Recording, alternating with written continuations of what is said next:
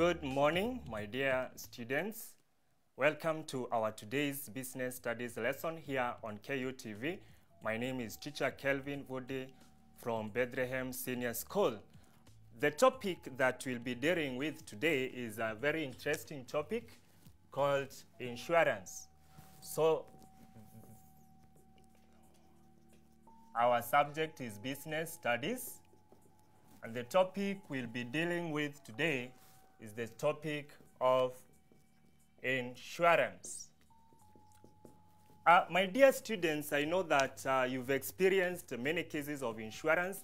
You've heard that before someone is allowed to drive a vehicle, you must have an insurance. You've also heard of NHIF, which is National Health Insurance Fund, that is insurance. But have you ever asked yourself, what is this that we call insurance? Today I'm here to educate you so that you may learn on what insurance is. And therefore, to start with, we'll define the term insurance. So our objective is definition of insurance. We'll also define another term, that is insured. We are also going to define another term that we'll be using, that is the insurer. We'll also define the term premiums. Then after that, we'll look at pooling of risk.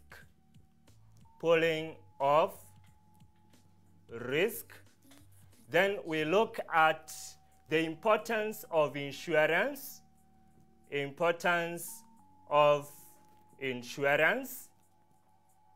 And we'll also today look at the principles. The principles of insurance. That is for today. Insurance is a very wide topic, and therefore these are the objectives that we are going to achieve today. So to start with, what is insurance? What is insurance? Insurance is a contract between an insured and an insurer. It is a contract between an insured and an insurer where the insured transfers his financial responsibilities to the insurer. So we are saying that insurance is the contract between the insured and the insurer, where the insurer transfers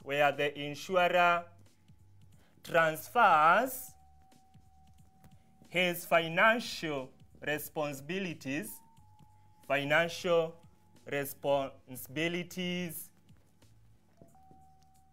to the insurer. So we've saying that we'll define the term insured and the term insurer. So we are saying that insurance is a contract, and a contract is an agreement. So insurance is an agreement between two parties, and the parties involved is the insured and the insurer, where the insured transfers his financial responsibilities to the insurer. What do we mean when we say that the insured transfers his financial responsibilities to the insurer? In case of a loss occurring, it is the insurer who is going to pay the insured. Who are these people that we are calling insured and insurer? Therefore, we need to define who is an insured. An insured, this is an individual or organizations. This is an individual or an organization that takes an insurance cover. That takes an insurance cover with an insurance company.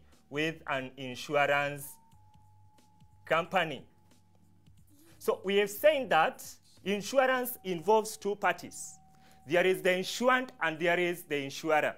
So we've said that the insured is the individual, as an individual, or an organization, that is a business or a company, that takes out an insurance cover with an insurance company. That is what we call an insured.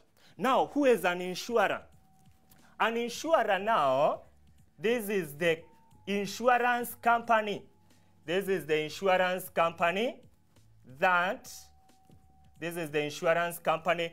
compensates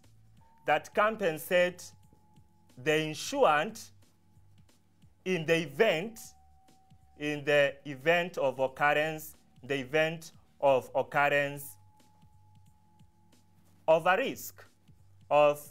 a risk.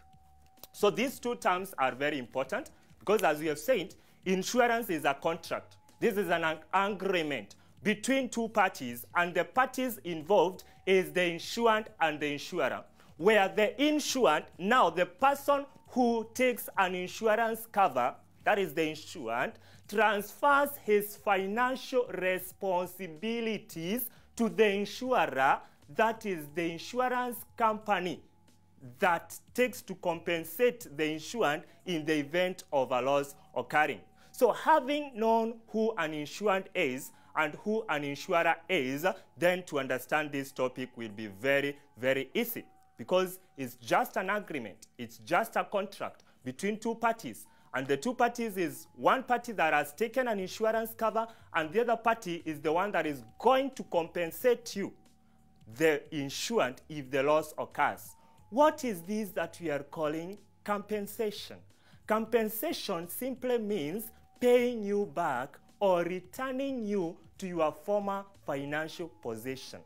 Before the loss had occurred, maybe the value of your property was 400,000. After the loss have occurred, value of the property worth 300,000 is destroyed. So the insurance company or the insurer is going to return you back to your former financial position of 400,000, and that is what we call compensation. Now, those people who have taken NHIF, we say the NHIF is an example of insurance policy. There is some money that they pay every month, maybe 500 shillings, maybe 700 shillings, depending on the amount of income that they earn.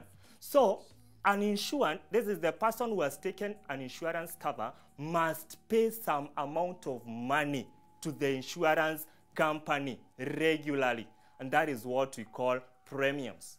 And therefore, the next term that we are going to define today is the term premiums. What are premiums?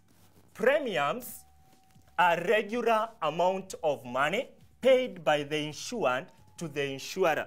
Premiums are regular amount of money. Premiums are regular amount of money paid by the insured. Remember, we said the insured is the individual taking out the cover. So this is the regular amount of money paid by the insured to the insurer, to cover the risk insured against,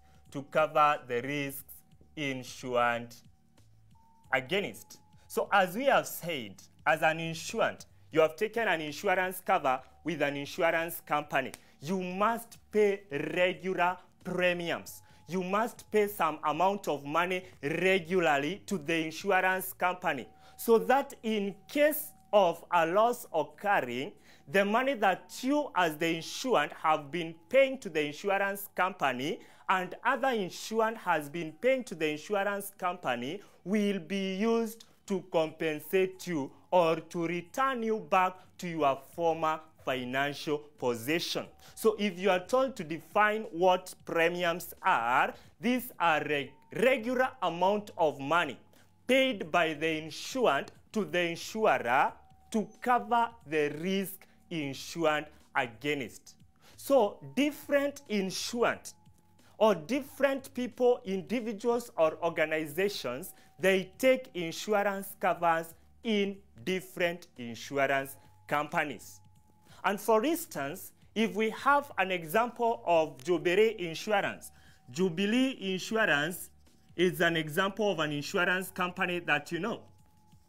Jubilee Insurance has covered risk from different insured. has covered risk from different insurant or different individuals and organizations. So all these individuals or organizations that have taken an insurance cover with Jubilee Insurance, they are going to pay premiums to this insurance company. Let us get it well.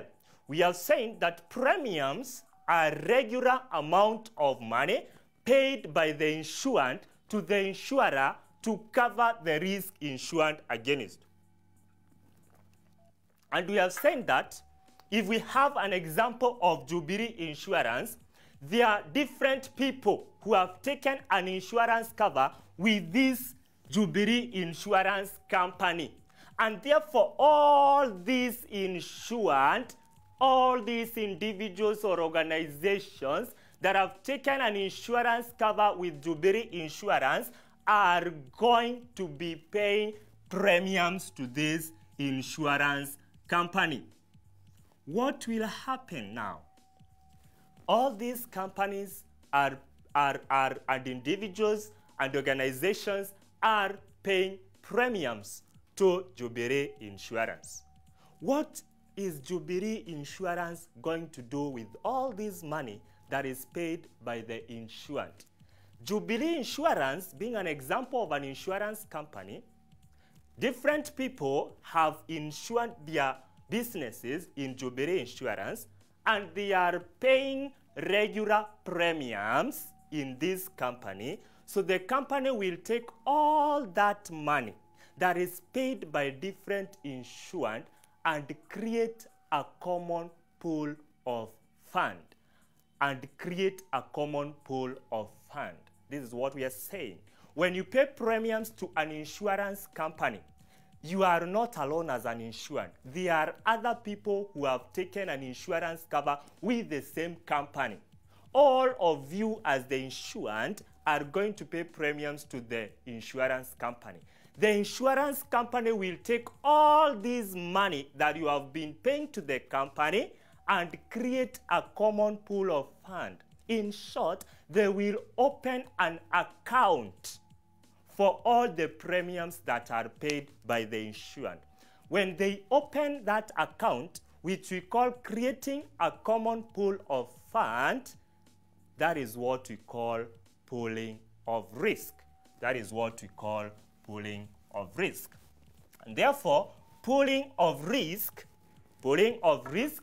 is a common pool of fund created by the insurance companies from the regular premiums paid by the insured. Let me illustrate how pooling of risk works. This is an insurance company here. This is an insurance company. The insurance company is being paid premiums by different insurant. Let's say insurant A pays 2,000 shillings. Insurant B pays 5,000 shillings. Insurant C pays 10,000 shillings. Insurant D pays 15,000 shillings. E pays 20,000 shillings.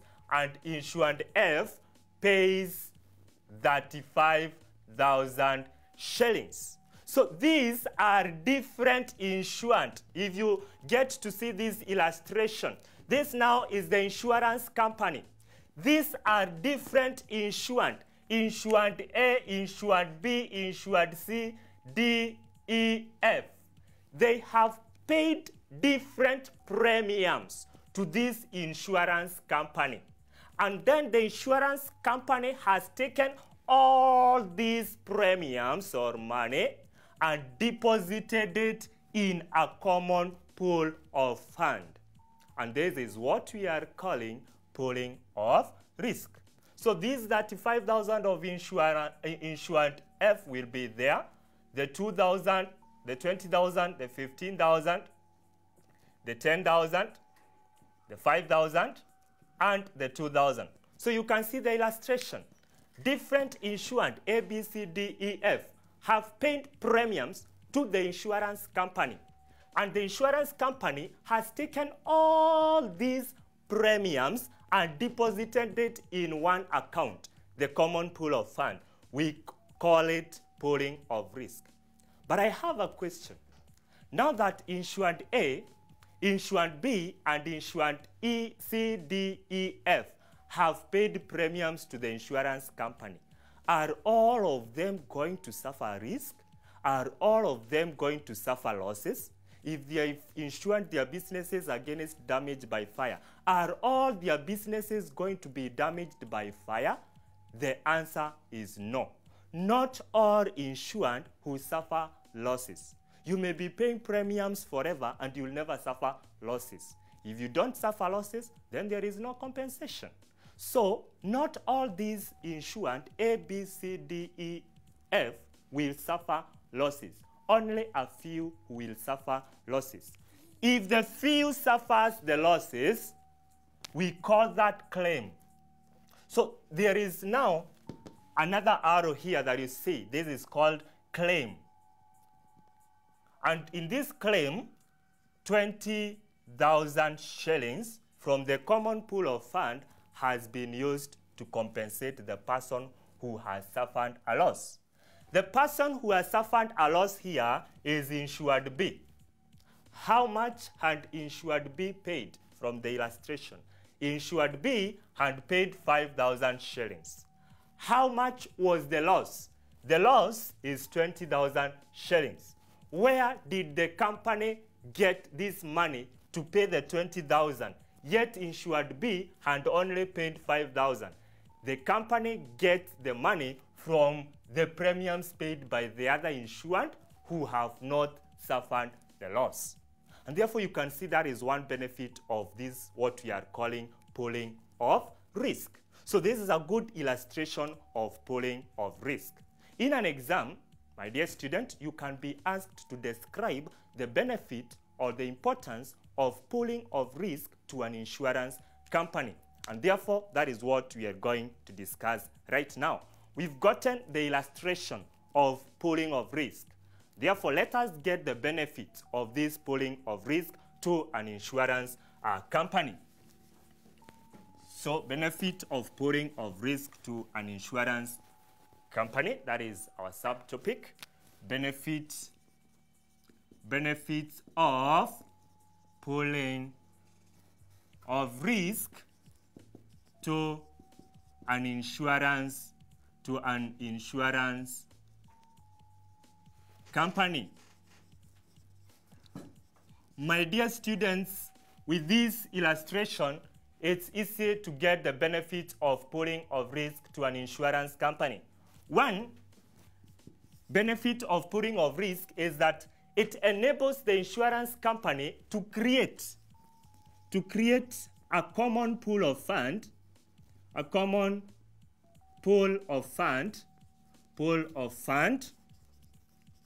from regular premiums paid by the insured. That is one benefit. That the common pool of fund enables, that is the pooling of risk enables the insurance company to create a common pool of fund from the regular premiums paid by the insured.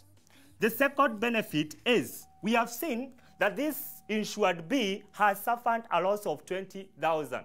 Where will we get the money to compensate that person? Is from this pooling of risk. Therefore, the second benefit is it helps the insurance company to compensate the insured who suffers a loss.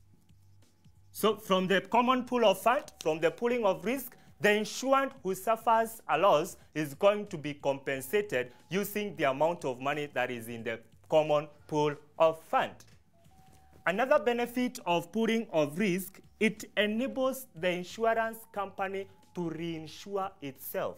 Enables the insurance company to reinsure itself. With another insurance company.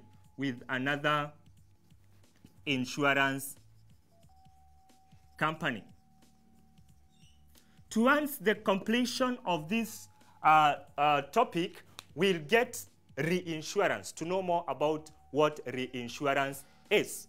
Reinsurance is whereby, in most cases, the government policy requires that every insurance company reinsure itself with another insurance company. What do we mean by reinsurance? Reinsurance means insuring again. I, Kelvin, is the insured, has gone to Jubilee Insurance Company. I have taken an insurance cover against damage of my property by fire. But the insurance company considers that the value of my property is too high. And in case it's destroyed by fire, the company may not be able to compensate me. So what is the company required to do? The company, let's give an example of Jubilee Insurance, is going to reinsure itself or take an insurance cover with the Kenya Reinsurance Company.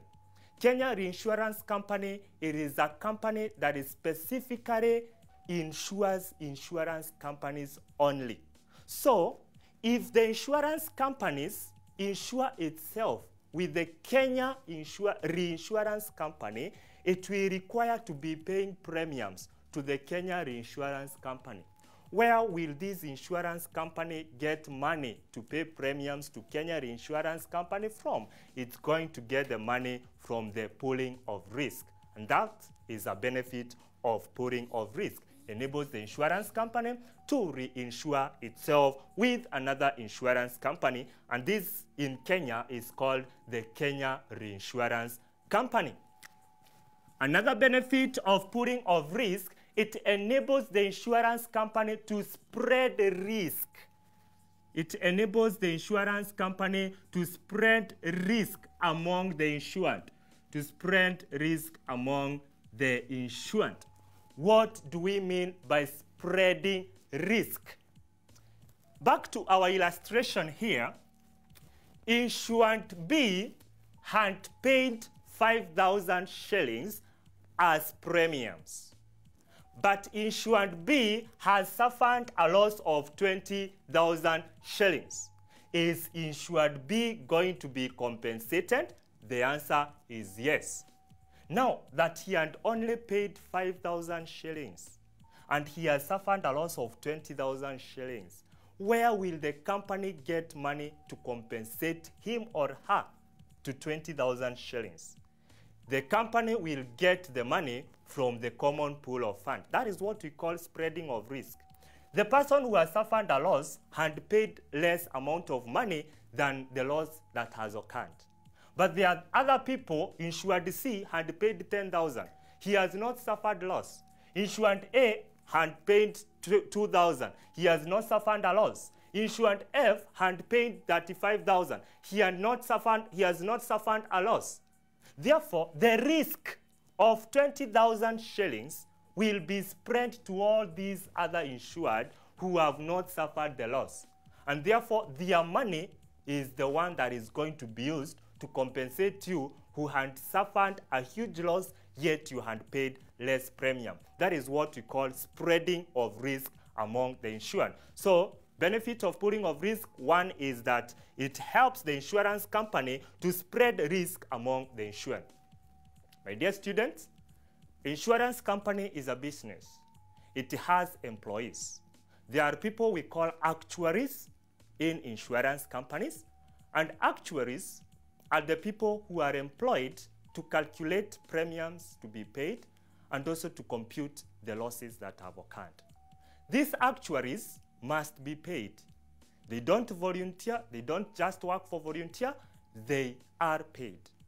This company has people who wash. They have people who do repairs of the vehicles there. These people need to be paid. The company has electricity. Electricity bills need to be paid. Where will the company get this money to pay all this? They'll get it from the common pool of fund. And therefore, another benefit of pooling of risk is it enables the insurance company to meet all its operating costs. To meet all its operating costs.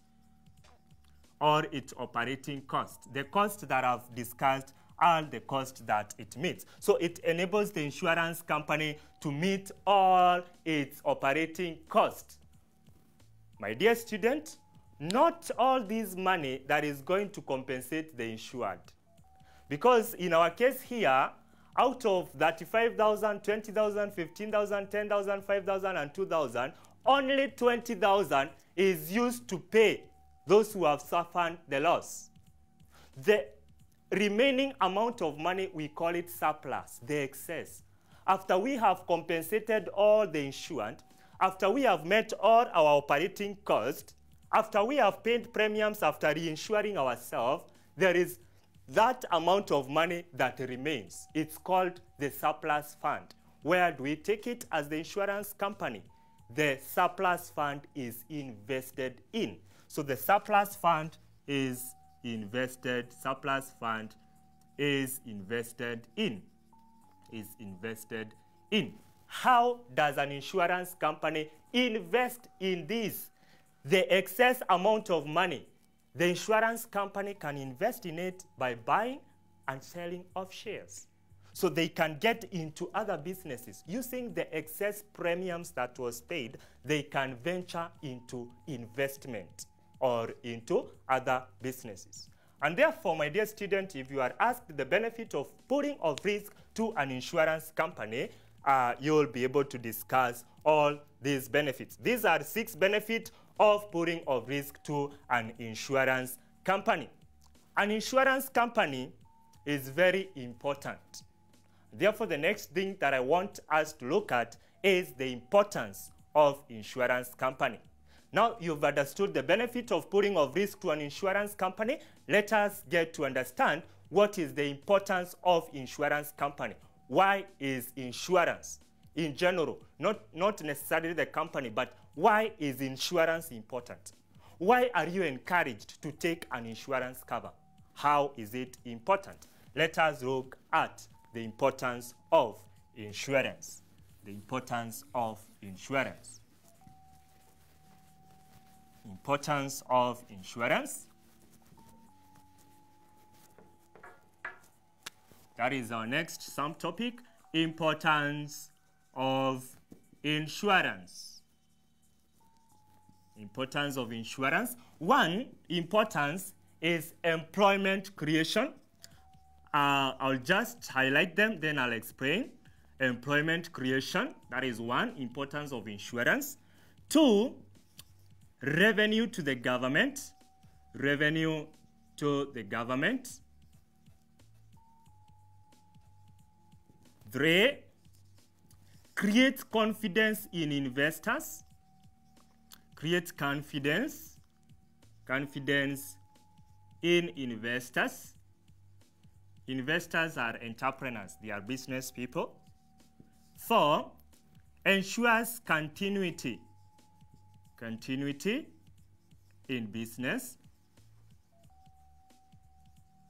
5, it encourages savings.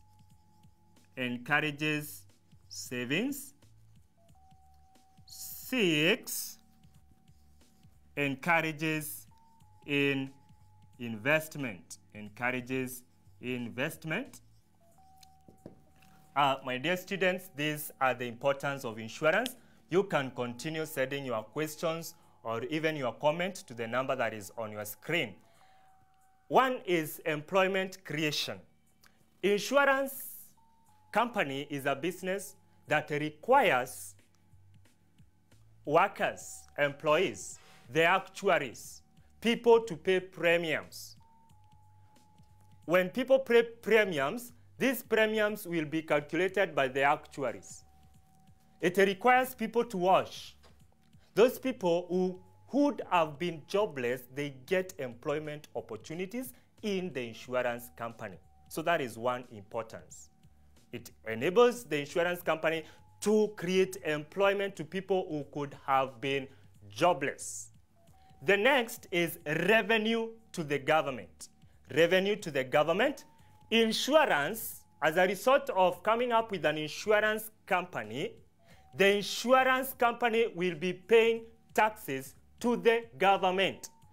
The insurance company requires a license to operate. And therefore, for you to get a license to operate, you need to pay to the government for the license. As an insurance company, as a business, you need to pay taxes, direct and indirect taxes. You need to pay the taxes to the government. And therefore, as a result of insurance, the government is able to earn revenue through the taxes that have been paid or even the licenses fee that have been paid. Another importance of insurance is creates confidence in investors. Investors are business people. They are business people who have business ideas, but they fear to venture into those businesses because of the risk that are involved in those businesses. So as a result of insurance, the investors or the business people or the entrepreneurs will be encouraged to venture into more profitable but risky businesses. Listen here, more profitable but risky businesses. So they are businesses that will earn a lot of profit, but they are risky. They may take you to great losses. So as a result of having insurance, these investors will not fear. They will have confidence to venture into these more profitable but risky businesses. Why? Because they know even if the businesses are risky, if the loss occurs, the insurance is going to compensate them and they will continue with the business. So they will not fear, but they shall have confidence to venture into these more profitable but risky businesses because they are assured of compensation. The next importance is continuity in business. If you've taken an insurance cover against loss of your property or damage of your property by fire, let's say you are operating a business of selling bread, and then you've taken an insurance cover with an insurance company to cover your bread against damage by fire. Then one day, fire occurs and all your bread is damaged by fire. The importance of insurance is that you will not stop operating your business. Why? Because the insurance company is going to compensate you and give you a chance to continue operating your business. And therefore, that is an importance of insurance. Continuity in business. Businesses will not stop even if losses occur because they are assured of compensation that will make sure that they proceed operating their business even if the loss occurs. Encourages savings. There are different policies that we'll discuss maybe later on. There are different policies in insurance. One is endowment policy, that is in life assurance. We have endowment policy. And endowment policy, mostly it encourages savings because this is whereby you pay regular premiums, then after a given period of time, you are going to be given a certain amount of money. So insurance acts as a savings scheme. You deposit your money to the insurance company, where maybe you have taken an endowment policy. Then after expiry of agreed period of time, you are going to be given a certain amount of money. And therefore, that is an importance of insurance. The last importance of insurance that we are discussing is investment. We said that not all premiums that are paid to the insurance company that are used up in compensation. There is the surplus fund. That is the excess amount that have remained. That amount is used by the insurance company to invest or to start other businesses. And therefore, my dear students, those are the importance of insurance. Employment creation, revenue to the government, create confidence in investors, continuity in business, encourages savings and investment. So every person, every organization, every business has its principles. This being the importance of insurance, insurance has its principles. And therefore, my dear students, let us look at the principles of insurance as we are moving towards the end of our lesson today. Principles of insurance. There are 6 principles of insurance. There are 6 principles of insurance. Let us discuss them. Principles of insurance. This is an important question that you can be asked in business. When it's asked in paper 2, you must know how to explain well, because paper 2, my dear students, it tests how adequate, how fluent, how efficient can you explain your point. So, principles of insurance. Principles are the code that govern an insurance company. The rules that governs, the rules and the regulations that governs an insurance companies. One principle is the principle of utmost good faith. Utmost good faith. According to the principle of utmost good faith, the insured is supposed to disclose honestly all the information required by the insurance company without lying. Any dishonest information given by the insured to the insurance company may make the insured not to be compensated despite the loss occurring. So utmost good faith, even if as an insured, even if your talent is lying, you know there are people who like lying, that is their talent. Even if your talent is lying, when you get to the door of the insurance company, get born again and give all the information truthfully, because dishonest information will lead you not to be compensated. My dear student, I'm not just teaching you for the sake of the exam, but for the sake of your future in investment. Make sure that you give truthful and honest information to the insurance company. If you lie that the value of your property is 1 million, yet the value of your property is 900,999, then you are not going to be compensated. You lied on the value of your property with 1 shilling. Be very honest, be very keen, be very accurate to the information that you are giving. The other principle of insurance is the principle of indemnity. Principle of indemnity.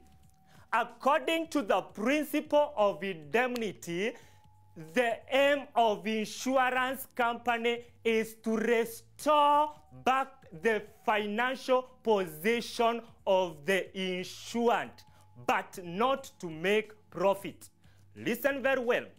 The aim of the insurance company is to take back or to return back the insurance, the insured back to his former financial position, but it's not to make a profit. That is indemnity.